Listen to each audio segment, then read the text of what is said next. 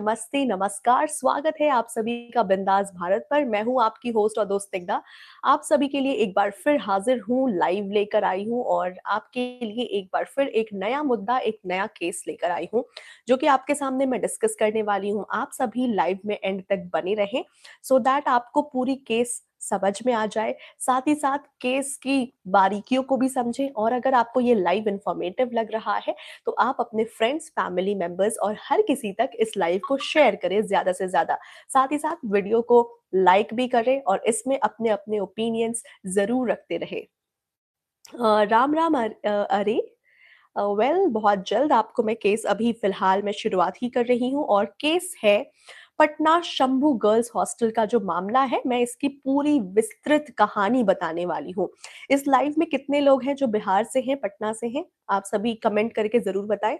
वो इस केस को ज़रूर जानते होंगे। इनफैक्ट अगर आप पटना से नहीं भी हैं, बिहार से नहीं भी हैं, तो भी ये केस अभी बहुत वायरल हो रहा है।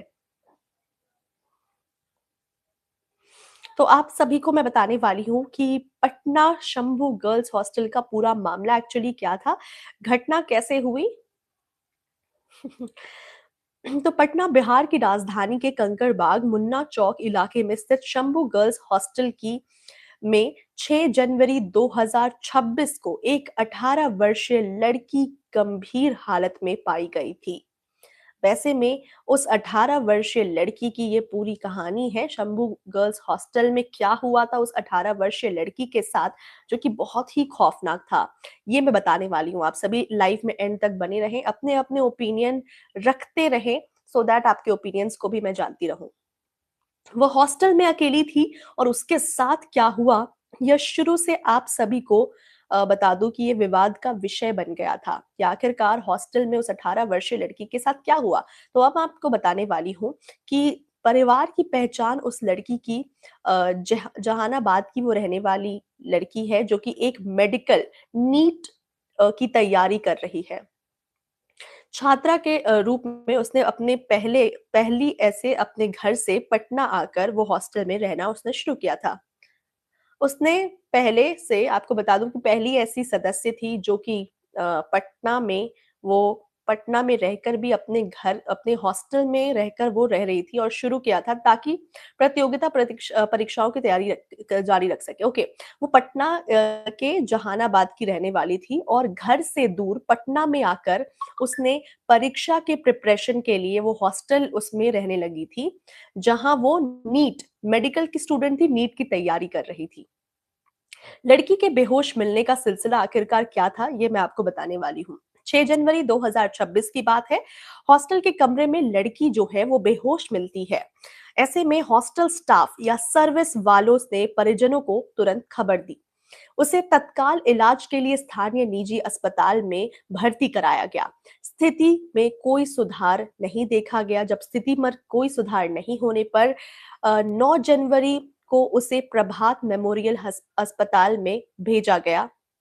हालत और भी ज्यादा गंभीर होने पर 11 जनवरी को उसे मेदांता अस्पताल, एक प्रतिष्ठित स्वास्थ्य संस्थान में ले जाया गया, जहां इलाज के दौरान ही उस लड़की की मौत हो जाती है। आपको बता दूं कि जो लड़की 6 जनवरी को अपने हॉस्टल में बेहोश मिलती है, उसे लगातार एक हॉस्पिटल से दूसरे हॉस्पिटल ले जाया गया, तब भी उसकी हालत गंभीर होती गई। तीसरे हॉस्पिटल जब ले जाया गया यानी कि मेदांता ले जाया गया, उसके बाद भी हालत गंभीर थी और अंत में आखिरकार 11 जनवरी को उसकी मौत हो जाती है। आपको बता दूं कि परिजनों की माने तो शुरुआत से ही उन्हें ऐसा लगा कि वह केवल बीमार नहीं थी, बल्कि उसके साथ गंभीर रूप से कुछ न कुछ गलत हुआ था। वे रातों रात यह सवाल उठाते रहे कि इतनी हालत में आखिरकार वो गंभीर कैसे पड़ी थी और इससे गंभीर हालत में ऐसा क्या हुआ था कि वो हॉस्टल के कमरे में बेहोश मिली। जहां आपको बता दूं कि हॉस्टल से अभी तक इस पर कोई जवाब नहीं आया है, हॉस्टल में गंभीर रूप से वो पाई गई थी और पोस्टमार्टम पर क्या सामने आया और इस पर पुलिस का क्या कहना है, तो पोस्टमार्टम के बाद परिजनों ने दावा किया है कि लड़की के शरीर पर कई सारे चोट के निशान हैं। अधिक गंभीरता से दुष्कर्म यानी कि रेप के संकेत पाए गए हैं साफ तौर पर। इस कारण के वे बोले हैं कि मौत जो है और बस बीमारी या डॉक्टर की गलती कोई नहीं थी, बल्कि हत्या और दुष्कर्म का मामला था। यहाँ अगर जो लोग ये सोच रहे थे कि बार-बार उसकी हालत गंभीर हो रही थी और आखिरकार उसकी मौत हो जाती है, तो इसके ज़िम्मेदार अस्पताल वाले हैं कि उसकी बीमारी नहीं ढूँढ पाए, लेकिन एक्चुअल में नहीं। पोस्टमार्टम के जो रिपोर्ट्स आए हैं उससे साफ पता चल चुका है कि लड़की के साथ दुष्कर्म हुआ था, उसके साथ गंभीर रूप से शारीरिक दुष्कर्म किया गया था जिसकी वजह से उसकी हालत ऐसी हो गई और वह बेहोश मिली थी और आखिरकार वह उस मौत के घाट उतर जाती है और उसकी मौत हो जाती है। पुलिस का रुख अगर देखें तो पटना पुलिस के एसएसपी सदर अभिनव कुमार ने कहा कि जांच अभी फिलहाल चल रही है और अभी तक कोई सेक्सुअल असॉल्ट यानी कि दुष्कर्म का स्पष्ट सबूत नहीं मिला है। उन्होंने यहाँ तक ये भी कह दिया है कि लड़की के मोबाइल फोन में आत्महत्या या सेल्फ हार्म से जुड़े हुए कोई भी सर्च टिप्स भी मिले हैं। ऐसे में पुलिस ने ये कह दिया है कि उसके मोबाइल में ऐसे कुछ सर्च टिप्स मिले थे। उसके कमरे से नींद की गोलियां, स्लीपिंग पिल्स की बोतलें बरामद की गई है। शुरुआती रिपोर्ट में ड्रग ओवरडोज और बीमारी संकेत मिले हैं। ऐसे में पुलिस ने माना है कि कंधे पर चोट का निशान जरूर है, लेकिन अब तक दुष्कर्म की पुष्टि कोई नहीं हो पाई है। उन्होंने स्पष्ट कहा है कि पोस्टमार्टम की फाइनल रिपोर्ट का इंतजार अभी तक फिलहाल किया जा रहा है। अब तक फाइनल पोस्टमार्टम रिपोर्ट्स नहीं आई है। इस वजह से कहीं न कहीं उस लड़की के ऊपर ऐसे एलिगेशंस लगाए जा रहे हैं कि उसने खुद सुसाइड किया है, उसके साथ कोई दुष्कर्म नहीं हुआ है, ऐसे पुलिस का मानना है। आपको बता दूँ कि पुलिस ने कहा है कि लड़की की मौत आत्महत्या, ओवरडोज़ या बीमारी जैसे कि टाइफॉइड आदि के कारण हुई है। इस कारण से हर एंगल से जांच फिलहाल चालू है। अब ऐसे में फिलहाल ये कन्फ्यूजन अभी भी बनी हुई है कि क्या लड़की के साथ दुष्कर्म हुआ है उस हॉस्टल में या फिर लड़की को कोई बीमारी थी जिसकी वजह से उसने हाई डोज मेडिसिन्स लिए थे, जिसकी वजह से उसकी ये हालत हो गई।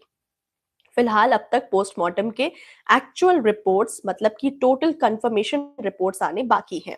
परिवारजन और समाज की प्रक्रियाओं की बात करें, उसके क्या रिएक्शंस आई मीन प्रतिक्रिया की बात करें तो रिएक्शंस ये कहते हैं कि लड़की के परिजनों और रिश्तेदार ने पुलिस पर आरोप लगाया है कि वे इस घटना को सीधे कैसे सामूहिक दुष्कर्म और हत्या की ओर जाने से बचा रहे हैं। ऐसे में पुलिस पर साफ तौर पर इल्ज़ाम लगाया जा रहा है कि इसमें साथ ही साथ लड़की के साथ दुष्कर्म हुआ था, लेकिन पुलिस जो है वो इसे छुपा रही है। दुष्कर्म और हत्या की ओर जाने से बचा रही है। हॉस्टल के मालिक और संचालक पर कहा है कि यह कोई साधारण मामला नहीं है। साफ तौर पर उन्होंने ये भी माना है कि हॉस्टल में गलत गतिविधियां नियमित रूप से होती रहती थी और संबंधित लोगों की रक्षा भी की जा रही है। यानी कि हॉस्टल में ये पहला केस नहीं है, बल्कि इससे पहले भी कई सारी गलत गतिविधियां होती रही है। लेकिन यहाँ पर पुलिस जो है वो पूरी तरीके से इस मामले को छुपाने की कोशिश कर रही है।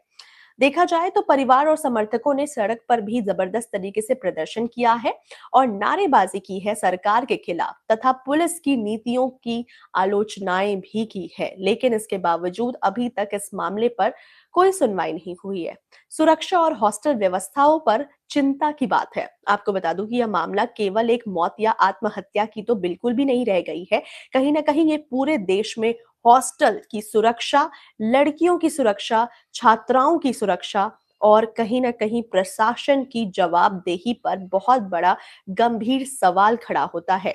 ऐसे में लोग लगातार सवाल उठा रहे हैं कि क्या हॉस्टल में सुरक्षा पर्याप्त व्यवस्थित नहीं है? क्या सीसीटीवी या निगरानी पर्याप्त नहीं थी? क्या स्टाफ और प्रबंधन पूरी घटना की सही जांच में सहयोग कर रहे हैं? लगातार ये सवाल जो है खड़े हो रहे हैं। साथ ही साथ सोशल मीडिया पर व चर्चा मंचों पर यह मामला जो है बहुत ही ज्यादा आग की तरह फैल रहा है, वायरल होता हुआ नजर आ रहा है। जहां कई लोग जो हैं वो बैक टू बैक ट्वीट्स कर रहे हैं और पोस्ट कर रहे हैं। इनफैक्ट हॉस्टल में अकेली लड़की सुरक्षित कैसे रह सकती है, इस पर भी लगातार सवाल खड़े हो रहे हैं और प्रशासन उस पर कितनी ज्यादा सुरक्षा दे रही है, ये भी एक बहुत बड़ा सवाल है। क्या हॉस्टल में लड़कियां सेफ है और क्या प्रशासन उसे उतना ही ज्यादा सुरक्षा देने में सक्षम है? फिलहाल इस घटना के बाद तो इन चीजों पे सवाल खड़ी हो रही है। कोर्ट जांच और आगे क्या है, आपको बता दूं कि अब तक फाइनल पोस्टमार्टम रिपोर्ट और फोरेंसिक विवरण आने अभी तक फिलहाल बाकी है। फाइनल पोस्टमार्टम रिपोर्ट्स अब तक नहीं आई है। इनफैक्ट पुलिस अभी भी आखिरी जांच जारी कर रही है। पोस्टमार्टम में रिपोर्ट आने के बाद ही आखिरी कारण का खुलासा हो पाएगा। परिवार ने कानूनी कार्रवाई और एफआईआर अदालत जाने की तैयारी कर दी है। इनफैक्ट विवाद के बीच यह मामला बिहार और भारत के मीडिया में चर्चा का विषय बन चुका है और सोशल मीडिया पर खास तौर पर आग की तरह फैलता हुआ नजर आ रहा है। तो आपको बता दूं कि जिस तरीके से फिलहाल जो जांच है वो अभी फिलहाल अधूरी है, क्योंकि फाइनल पोस्टमार्टम रिपोर्ट्स अब तक नहीं आए हैं। फाइनल पोस्टमार्टम रिपोर्ट्स के आने के बाद फाइनल वर्डिक्ट हो जाएगा और कहीं ना कहीं आखिरकार लड़की के मौत के पीछे की वजह क्या है उसका भी खुलासा हो जाएगा। क्या वाकई में दुष्कर्म हुआ था या वाकई में किसी बीमारी की वजह से, ओवरडोज होने की वजह से लड़की की ये हालत हो गई। आप अपने अपने विचार, अपने अपने ओपिनियंस लाइव के दौरान जरूर लिखते रहे कि आपके विचार में क्या लगता है आपको किस लड़की के साथ हॉस्टल में क्या हुआ होगा, जो कि डॉक्टर भी डिटेक्ट नहीं कर पाए। लगातार 2 बार हॉस्पिटल बदलने के बाद भी तीसरी बार में जब हॉस्पिटल बदला तो उसकी ऑन स्पॉट डेथ हो जाती है। आप अपने अपने ओपिनियंस लिखते रहें।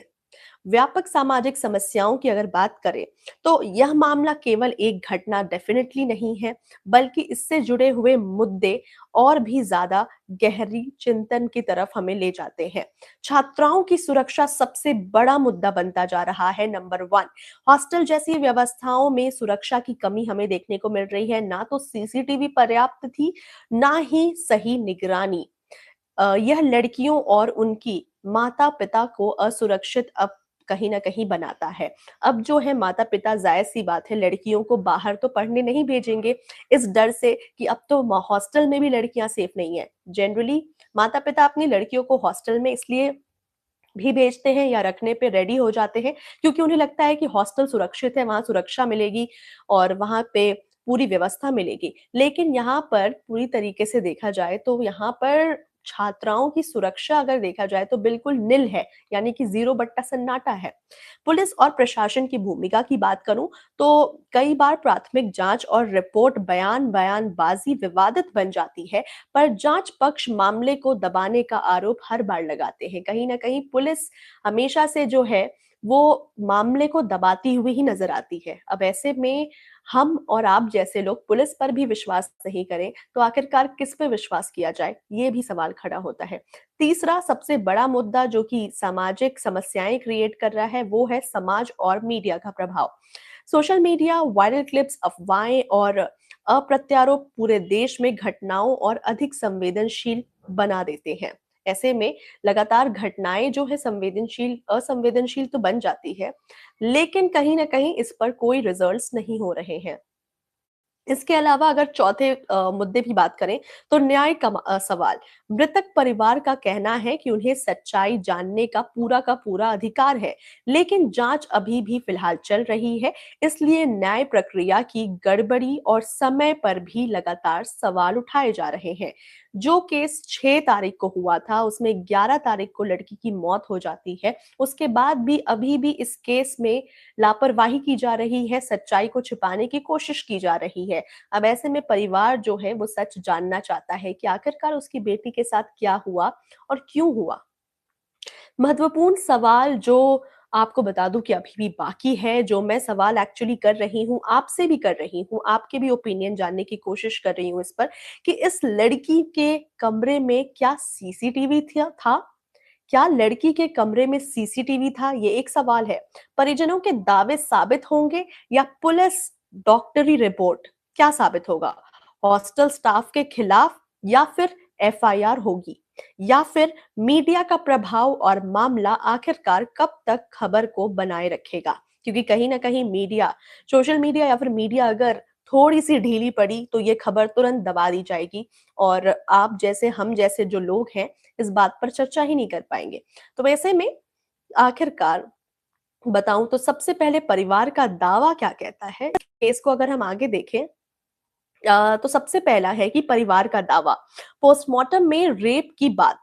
परिजनों ने यह दावा किया है साफ तौर पर कि पोस्टमार्टम रिपोर्ट में दुष्कर्म यानी कि रेप के संकेत मिले हैं और यही मौत का सबसे असली कारण है, ऐसा परिवार का मानना है।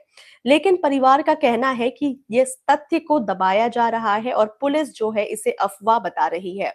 परिवार ने साफ तौर पर कह दिया है कि रेप को छुपाने की कोशिश की जा रही है और इसमें पूरी तरीके से पुलिस का हाथ है। पुलिस का अगर रुख करें तो पुलिस ने स्पष्ट कहा है कि अब तक कोई आधिकारिक रिपोर्ट जो है वो सामने नहीं आई है रेप की पुष्टि कर सके।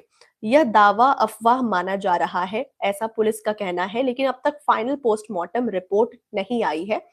परिजनों और स्थानीय लोगों में आक्रोश भरा हुआ है। परिजनों ने आरोप लगाया है कि हॉस्टल के संचालक गलत बयान दे रहे हैं और सीसीटीवी फुटेज और सुरक्षा में कई कमियां और खामियां निकाली गई है।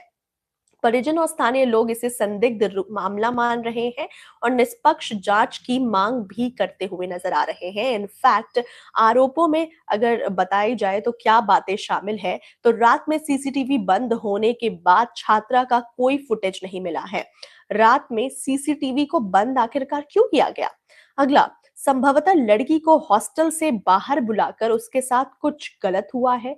ये प्रेडिक्शंस है अभी तक इस पर कोई सबूत नहीं है, ना ही कोई प्रूफ आया है कि ऐसा कुछ हुआ है, लेकिन प्रेडिक्ट किया जा रहा है कि आखिरकार रात के वक्त सीसीटीवी को क्यों बंद किया गया।